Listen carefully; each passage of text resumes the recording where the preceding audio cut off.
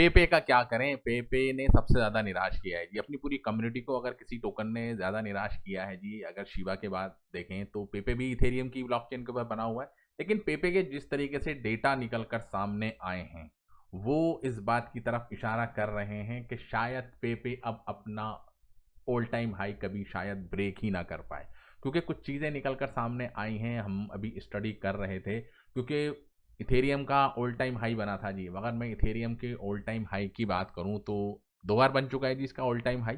ठीक है, यहाँ पर भी बना था एक बार, ये आप देखेंगे जी 2021 के अंदर ऑल टाइम हाई बना था, लेकिन अपने ऑल टाइम हाई को करीब ये गया था। यहाँ पर आप देखेंगे, यहाँ पर ये, और ये डेट भी आप देख सकते हैं इथेरियम की 18 अगस्त 2025 को ऑल टाइम हाई बना था, और इथेरियम की ही ब्लॉकचेन के ऊपर पेपे टोकन है।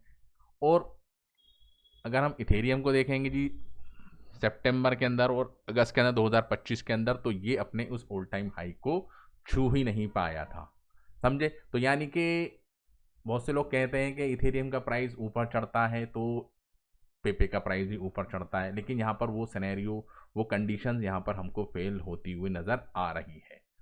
देख रहे हैं आप, ये ऑल टाइम हाई बनाया था जी इसने अपना दिसंबर 2024 के अंदर।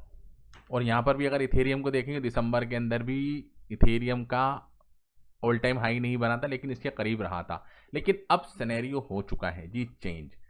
तब की बात और थी, अब की बात और है। पहले की बात, पहले इथेरियम का ईटीएफ नहीं था, बिटकॉइंस का ईटीएफ नहीं था, लेकिन अब बड़े पैमाने के ऊपर सिर्फ अब 2 ही क्रिप्टो करेंसी ऐसी रह गई हैं जिसके ऊपर बैट लगा सकते हैं जी, जिसके ऊपर दांव खेल सकते हैं जी एक प्रॉपर रिटर्न का। बिटकॉइन रह गया है और इथेरियम रह गया, बाकी जितने भी ओल्ड कॉइन हैं, और ख़ास तौर से मीम कॉइन की अगर हम बात करें तो सिर्फ एक स्पेकुलेशन ही यहाँ पर हो रहा है जी, एक जुआ चल रहा है।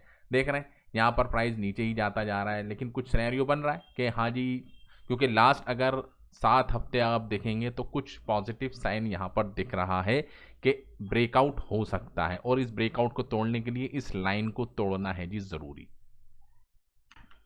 इस लाइन को ये प्रॉपरली फॉलो कर रहा है, यहाँ पर एक ब्रेकआउट होगा, लेकिन इस ब्रेकआउट के लिए ज़रूरी है कि ये पूरी लाइन क्लोज करे, इसके ऊपर जाए, और इसकी जो नेक्स्ट कैंडल है वो कंफर्मेशन दे कि हाँ जी अब सिनेरियो चेंज हो रहा है। ठीक है, लेकिन यहाँ पर ऐसा कुछ हो नहीं रहा, क्योंकि 2 महीने हो गए, प्राइस बिल्कुल जाम है, इंटरेस्ट नहीं ले रहे हैं जी लोग, खासतौर से वेल्स जो आने चाहिए और इसको बाई करें जी बॉटम के ऊपर। वॉल्यूम तो आ रहा है, वॉल्यूम इतना नहीं है कि हाँ जी प्राइस को एकदम पंप कर दे। एक तो वजह यह है कि मार्केट के अंदर कोई इतना बड़ा न्यूज़ नहीं आ रही या कुछ पॉजिटिव बातें नहीं हो रही जिसकी वजह से आप देखें कि एकदम से पंप आ जाए, क्योंकि इथेरियम भी स्ट्रगल कर रहा है, बिटकॉइंस भी आप देख सकते हैं स्ट्रगल कर रहा है। उसकी वजह क्या है कि पूरी जो फाइनेंशियल मार्केट है जी पूरी दुनिया का, मैक्रो इकोनॉमी जिसको हम कहते हैं, वो डिस्टर्ब है जी। इन्फ्लेशन की बात की जा रही है, वो वजह हमको पता है कि जंग चल रही है दुनिया के अंदर, तो ऐसे कंडीशन के अंदर स्टॉक मार्केट भी खतरे में है। ठीक है, S&P 500 वो भी खतरे में है। ठीक है, और जो हमारे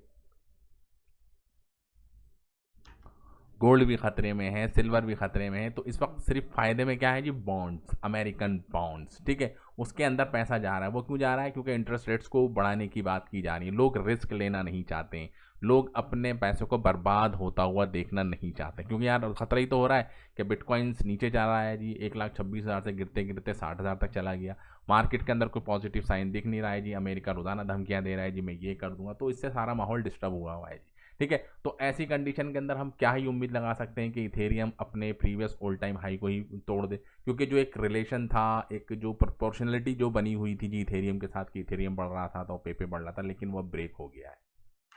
फिर भी आपको नज़र रखनी है जी वॉल्यूम, वॉल्यूम को आपको ध्यान रखना है जी, वॉल्यूम आना चाहिए जी बॉटम के ऊपर। अगर बॉटम पे वॉल्यूम जनरेट हो रहा है, ठीक है, और प्राइस ऊपर जा रहा है, तो आपको थोड़ा सा एक पॉजिटिव साइन दिख सकता है। जैसे कि आप देख सकते हैं कि आज ऑलरेडी वॉल्यूम डबल हो गया जी, कल के कंपैरिजन में 100% का इंक्रीमेंट। कल की डेट में अगर 350 के करीब वॉल्यूम था, तो आज बढ़ के $700 मिलियन का वॉल्यूम, जो एक पॉजिटिव साइन है। और यहाँ पर आप देखेंगे कि यहाँ पर दिख भी रहा है, पर इसका मतलब ये नहीं कि हाँ जी आप रातों रात अमीर हो जाएंगे जी। आज वॉल्यूम गया है, कल थोड़ा करेक्शन भी होगा, क्योंकि आप देख रहे हैं 2 दिन वॉल्यूम अच्छा आया, फिर दूसरे दिन आप देख सकते हैं वॉल्यूम आया लेकिन प्राइस डाउन हो गया। तो सारी चीज़ों को आपको एनालाइज करना है, आग बंद करके एंट्री नहीं लेनी है, क्योंकि बहुत ही रिस्की है जी पेपे के अंदर इन्वेस्टमेंट करना, और पेपे के अंदर ये सोचना कि ये अपने ऑल टाइम हाई को ब्रेक कर जाएगा जी आने वाले 2 से 3 महीने के अंदर, तो ऐसा नहीं है जी। ठीक है, क्योंकि ये साल कुछ ज़्यादा खास नहीं है जी, पूरी क्रिप्टो मार्केट के लिए भी ज़्यादा खास नहीं है।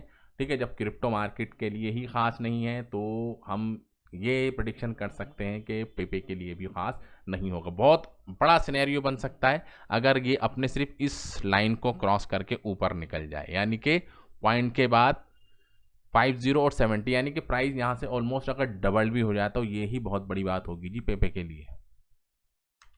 तो बहरहाल चार्ट तो यही बता रहे हैं कि अभी इतना बड़ा कुछ भी हमको देखने को नहीं मिल रहा।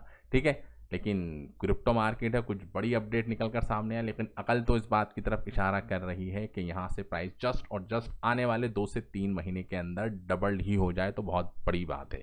तो thank you very much for this video. जय हिंद।